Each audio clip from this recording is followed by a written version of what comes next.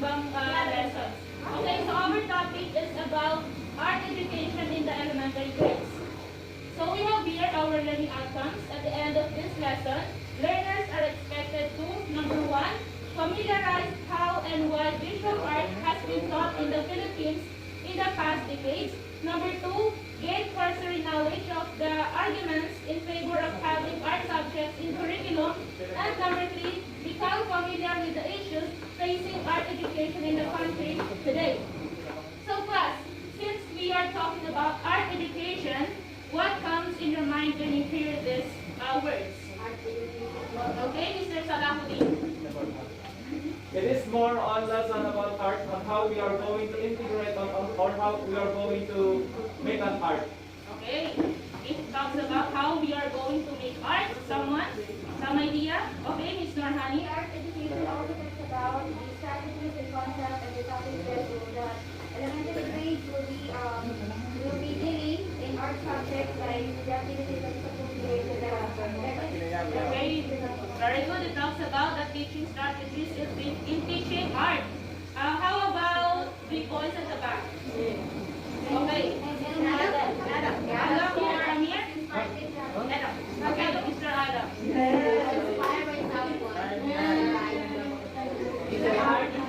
Okay, so please listen to his answer. It talks about the topics in elementary grades and also the strategies for teachers how to teach the art. Okay, very good. Additional answer from Ms. Farisa to support his answer.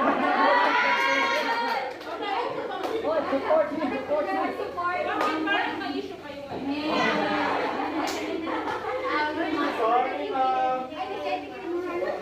Art education. Okay, so in art education, we talk about how can we integrate art in our teaching, especially in mechanical. Okay, very good. It talks about how we are going to implement art in our teaching. So all of your answers are correct. So give yourself a round of applause.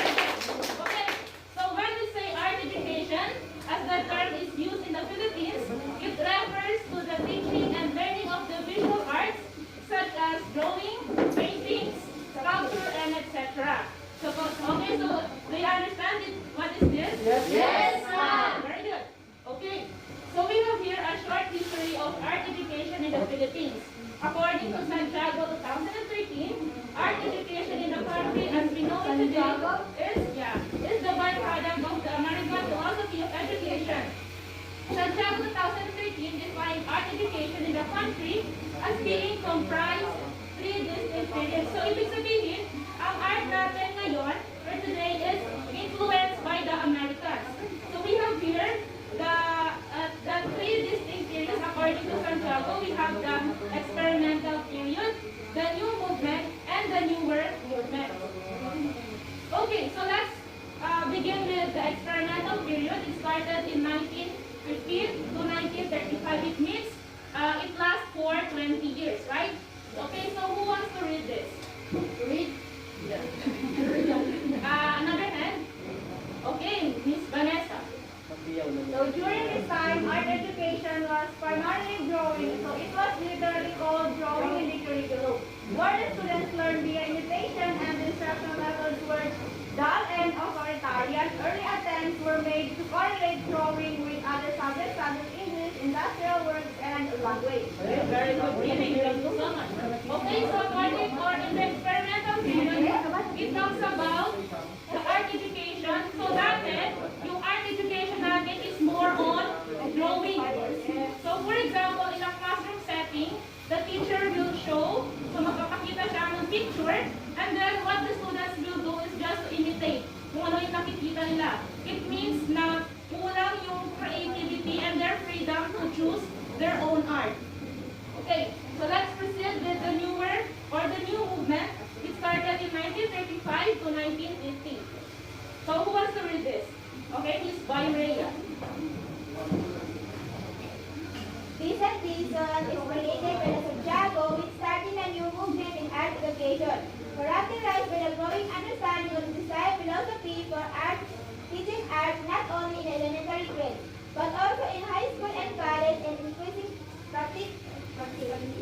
practicality in teaching of art. So here in the new movement, dito na nagsimula yung understanding on the philosophy of teaching art. So ibig sabihin, there is an improvement. So from drawing, dito nagkaroon na ng idea yung mga teachers kung paano ba yung tamang pagtuturo ng art. Okay, so we have here the third one, the newer movement from 1950 to the present. So who wants to read this? Okay, Miss Bayi. The newer movement, 1950 to present. It was in 1950 that drawing became art education, and where Pablo Victoria, an art professor at the Philippines Normal College integrating art with other subjects in the curriculum. His 1959 book, Art in the Elementary School, clarifies and elaborates on the role of both teachers and learners in art education. Okay, thank you so much, Miss Bayi. So here is the newer movement from nakikita niyo ba yung sa new movement? So ibig sabihin, di ba may mga development, may mga improvements na doon sa art education. So dito, mas naging upgraded pa. So with the help of the book of Pablo Victoria, so doon ay sinulat yung mga teaching strategies na kailangan gamitin ng mga teachers in teaching art. And as well as yung mga dapat gawin ng mga students in learning art education. Okay, class, do you understand? Yes, ma'am. Very good.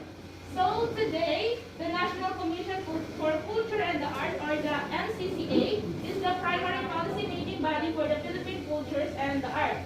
So ngayon, di ba nalaman natin doon sa previous topic na the art education is already integrated in our curriculum, right? Okay, so, and it is included in the MAPE, which stands for?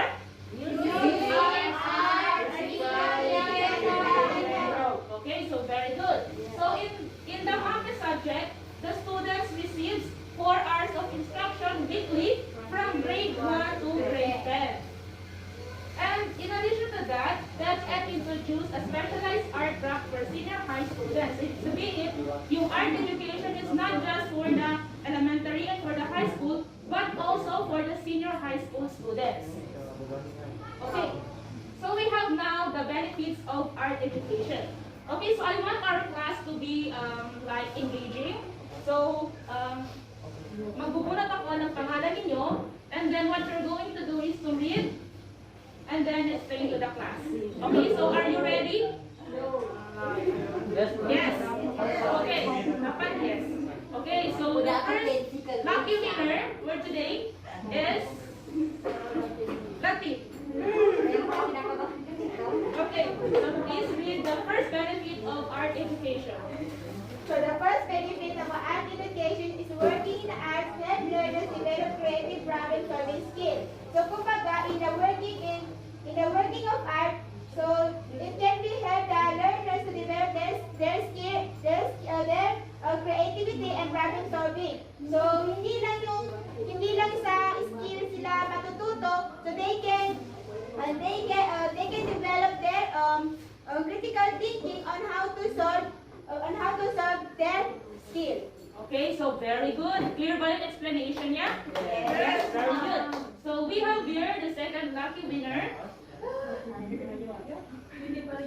Okay, so we have Mangulamas. Congratulations. Number So 2 is teaching through the arts can present difficult concepts visually, making them more easy to understand. So through arts is nagiging madali yung mga concepts kasi nakikita nila kung paano i-apply. Okay, very good. Short but very clear yung explanation. Yes. Okay, so in addition to her explanation, so di ba ngayon gumagamit tayo ng mga graphic organizers? Yes. Okay, so that is also an example of art. So through that graphic organizer, mas naiintindihan natin yung mga mahirap na bagay. For example, yung sa Venn diagram, or what is the differences and the similarities between the two concepts. Okay, so for the number 3, Ismail. Bakit pabalik-balik yung pangalan? Lucky winner.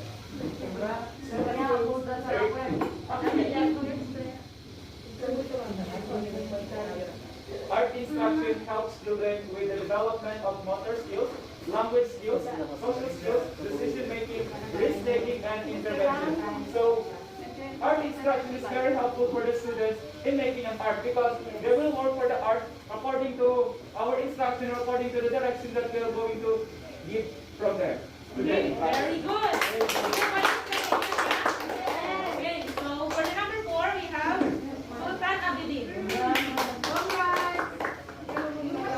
Visual arts teach learners about color, layouts, perspective, and balance. All techniques that are necessary in presentation, visual aids, digital academic work.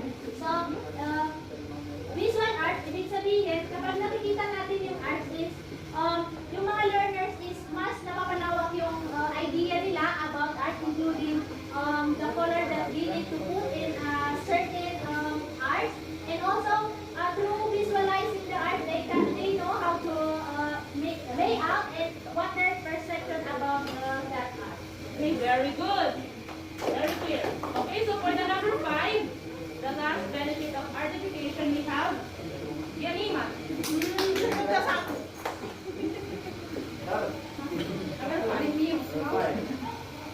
Integrate in art in other disciplines, teachers students who might not otherwise engage In the classroom. in the classroom.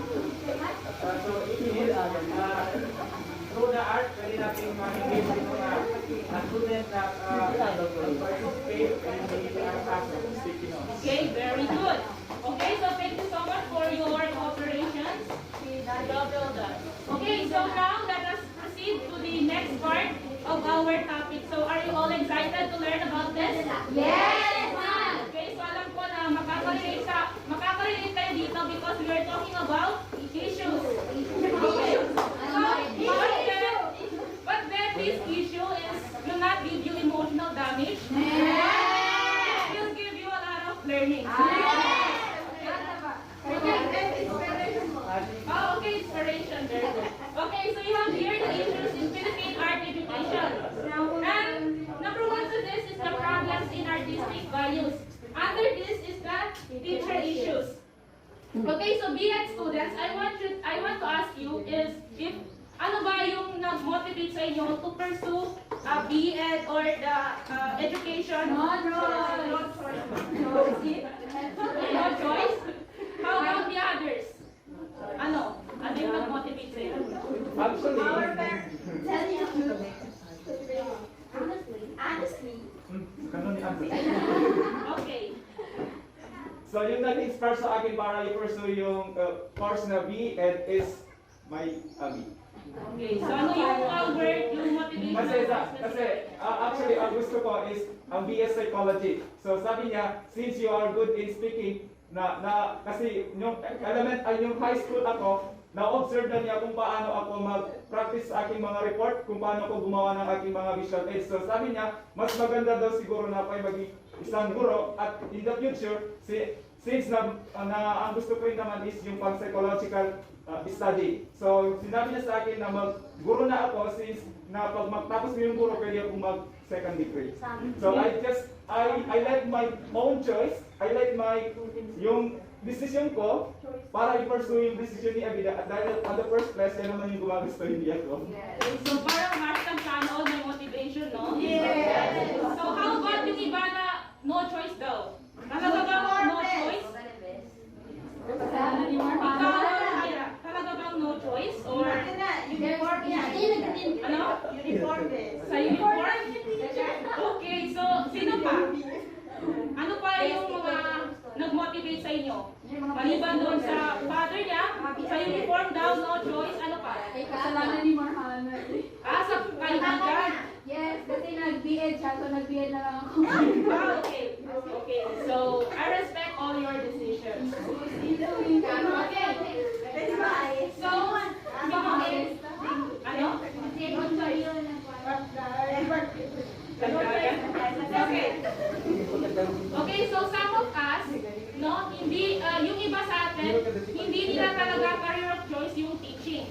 However, since nandito na tayo, we are now in 3rd year college and soon, nag-graduate na, ilang year na lang. So, kumbaga,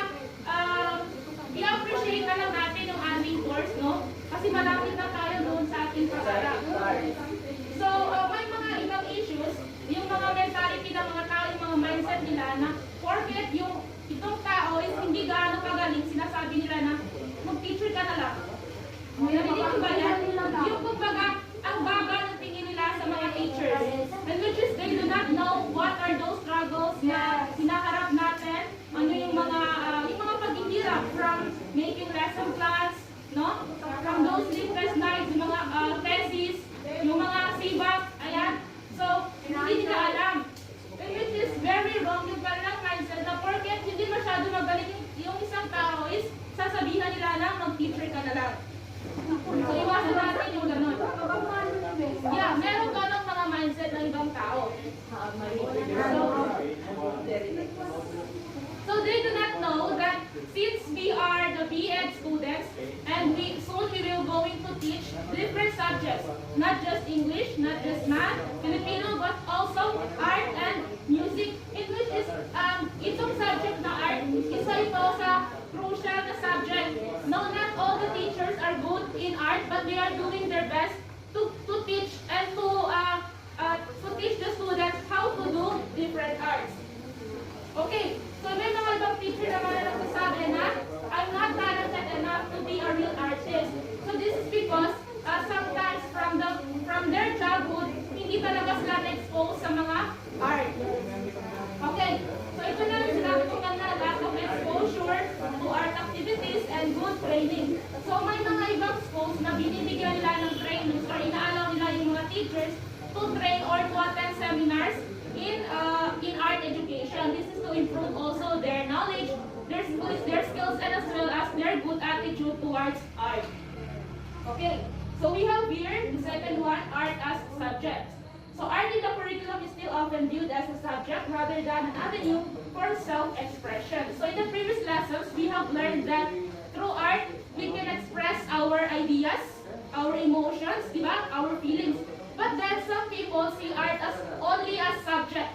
Meaning to say, I will only take this art, I will only do this art just to pass in our subject. So hindi nila nakikita yung positive side or yung other side na having or doing art, which is through art you can express your feelings, your emotions, no? Okay, so another here, art is only considered legitimate if it is comparable to the work of the masters such as museum standards. So ito yung isa sa mga issues.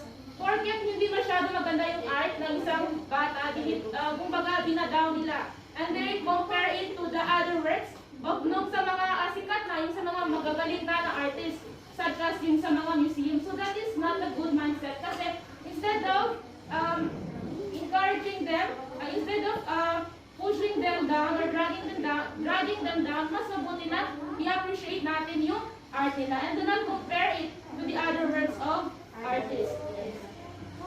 Okay, number 3, we have the student discipline. So there are some artists, no, or the aspiring artists na talagang gusto nilang gumawa ng art. But due to the criticism of their friends, no, their teachers, may mga ganun din ng mga teachers. And it is because kulang yung kanilang knowledge about art appreciation. And what is the most saddest part is the criticism from their families.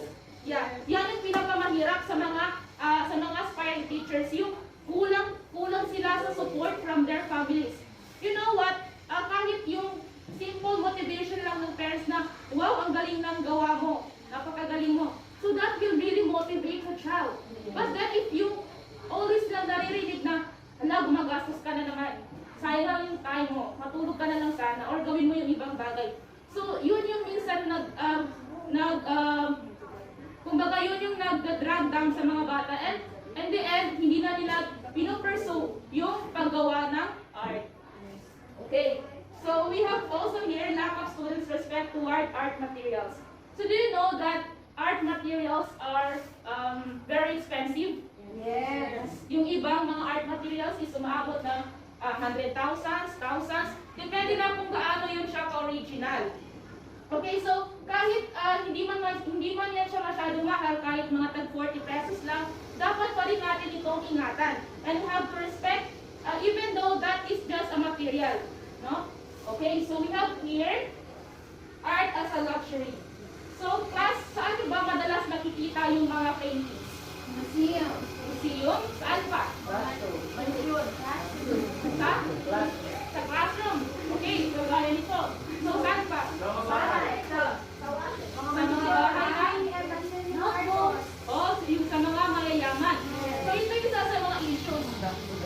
Yung ibang mindset ng mga tao is, yung art daw is for the mga mayayaman. And yung sa katulad natin ng mga average Filipinos is, kumbaga hindi na tayo dapat, kumbaga hindi na tayo bumili ng mga ganon. Kasi yung iba iniisip nila na hindi naman siya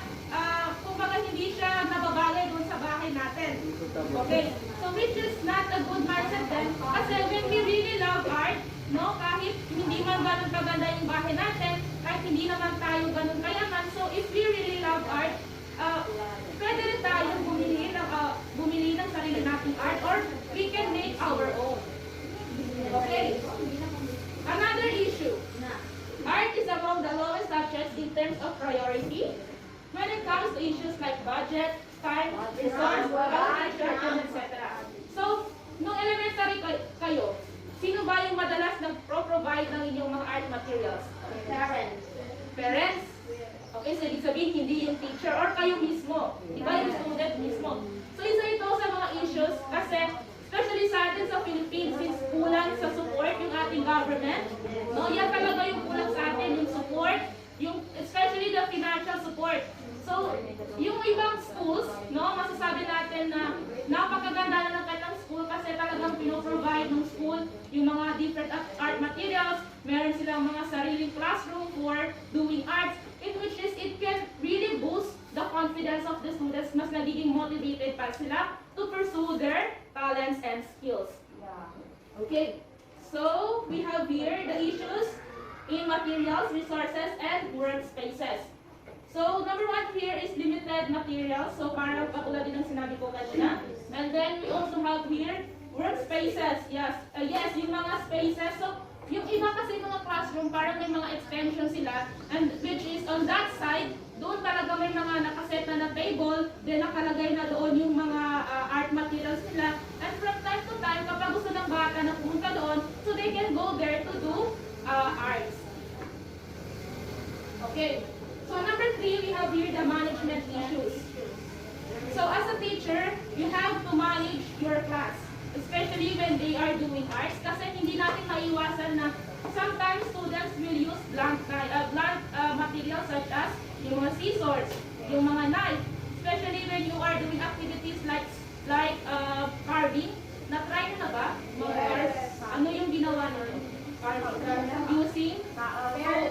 So, yung soap. So, di ba kailangan natin ng mga matutulis na mga, halimbawa yung sa mga gunting, or yung iba yung mga knives, cutter. So, kailangan as a teacher, you're always there to guide your students para maiwasan natin yung mga accidents.